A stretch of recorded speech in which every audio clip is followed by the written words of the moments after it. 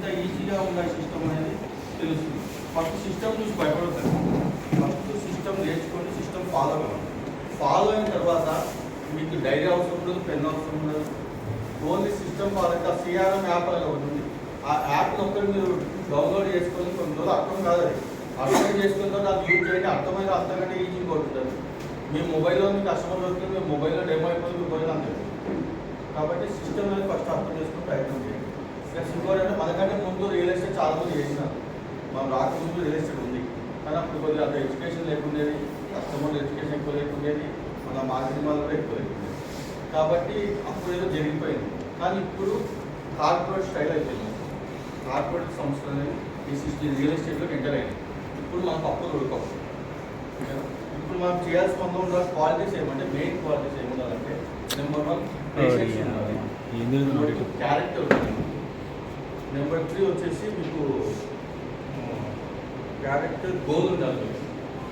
Plus మీకు నలుగురితో పరిచయాలు పెంచుకొని మన టీమ్ను బిల్డ్ చేసుకునేటువంటి కెపాసిటీ ఉండాలి మీకు.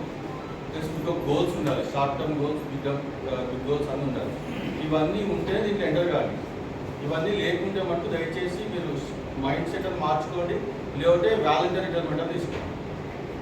కాబట్టి మీ టైం వేస్ట్ చేసుకోవద్దు, ఈ కంపెనీ టైం వేస్ట్ చేయదు. ప్లస్ దీంట్లో ఇది కూడా ఒక ప్రొఫెషనలే.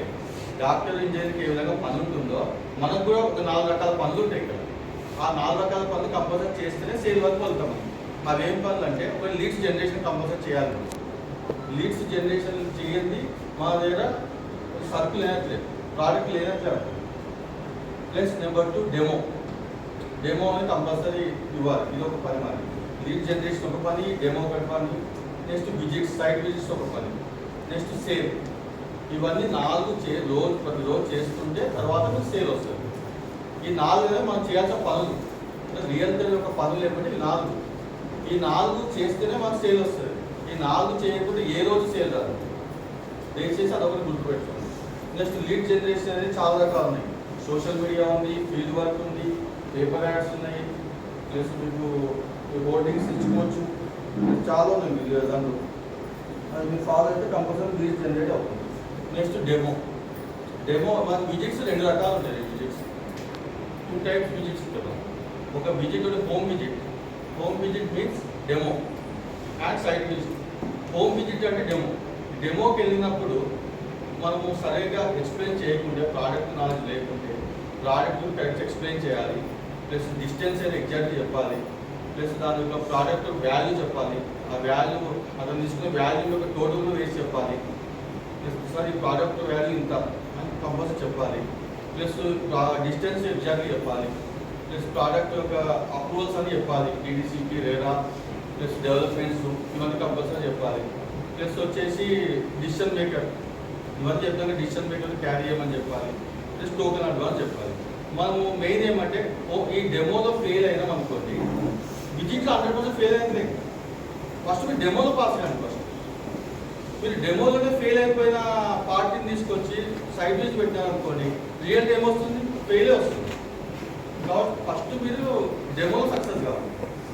ఏవైతే మనం చెప్పినామో ఎగ్జాక్ట్గా మీరు డెమోలో చెప్పగలిగితే మీకు భయము, దిగులు, అరే కొందరు బీపీలు, షుగర్లు ఇవేమి, హార్ట్ అటాక్ కానీ ఏమి రావు.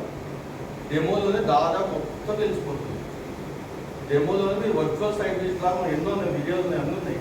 వర్చువల్ సైట్ విజిట్స్ అంటే ఆల్రెడీ డెమోలో చెప్పేసేసుకున్నాం.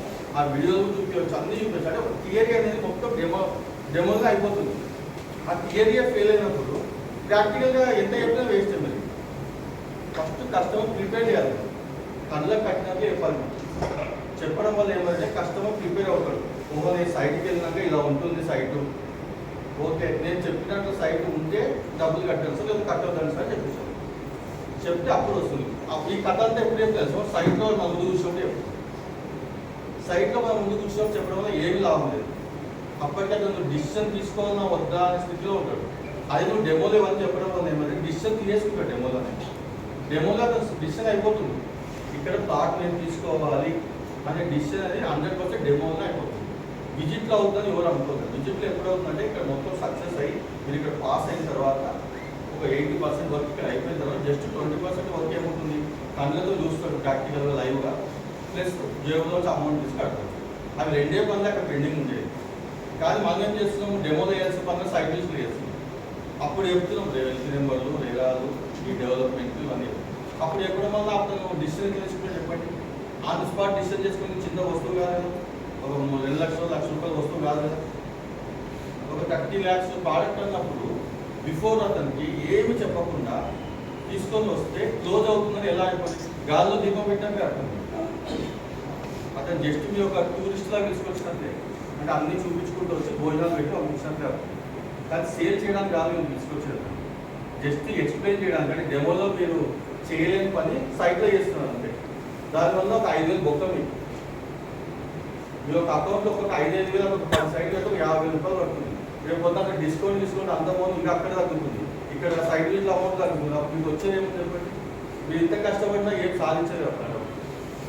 కాబట్టి కంపల్సరీ మీరు డెమోలు పర్ఫెక్ట్ చేసుకున్నారు అనుకోండి, 100% సైట్ విజిట్లో మీకు కస్టమర్ క్లోజ్ అవుతుంది. డెమో మీద బాగా ఫోకస్ చేయండి. లీడ్స్ డెమోకి అవకాశం ఇవ్వనప్పుడు అతనికి చెప్పాల్సిన మాటలు ఏమంటే, సార్ లిమిటెడ్ ప్లాట్స్ ఉన్నాయి సార్, మంచి ఫేసింగ్స్ అన్నీ అయిపోతున్నాయి, ప్లస్ ప్రైజ్ అనేది మంచి డిస్కౌంట్ ఆఫర్లు ఇస్తున్నప్పుడు మంచి ప్రైజ్, తర్వాత ప్రైజ్ అనేది ఇంక్రీజ్ అవుతుంది. ఇవన్నీ కొన్ని టెంప్టింగ్ వర్డ్స్ వాడడం వల్ల అతను మీకు డెమోకి అవకాశం ఇస్తుంది. డెమోకి వచ్చిన తర్వాత డెమోలో మ్యాక్సిమం మొత్తం చెప్పేసి ఎక్స్ప్లెయిన్ చేసేది, ఎక్కడ కూడా తగ్గదు. డెమోలో మొత్తం ఉండేది మొత్తం చెప్పేది, నో ప్రాబ్లం. ఇప్పుడు అతను రేటే అంత ఎక్కువ అనిపిస్తుంది, పక్కనే డ్రాప్ అయిపోతుంది కదా, ఇంకొకరికి డెమో ఇచ్చుకోవచ్చు మీరు. ఈ కొనని కస్టమర్కు ఎంత చెప్పినా చెడు వరకు శంకమవుతున్నట్లే. అదే టైము మీకు సేవ్ అవుతుంది, ఆ కస్టమర్ సేవ్ అవుతుంది. దయచేసి డెమోలో మంచి కాన్సెప్ట్ పెట్టండి, ఏది ఉందో మొత్తం ఎక్స్ప్లెయిన్ చేయండి. మంచి ఎక్స్ప్లెయిన్ చేస్తేనే మీకు వర్కౌట్ అవుతుంది. ఎక్స్ప్లెయిన్ చేయండి బెస్ట్. కస్టమర్ అనేది మాకు నెక్స్ట్ సైట్ తీసుకొస్తాడు, ఇవన్నీ చెప్పిన సైట్కి వస్తాడు. సైట్కి వచ్చిన కస్టమరు కొన్నాడు అనుకోండి,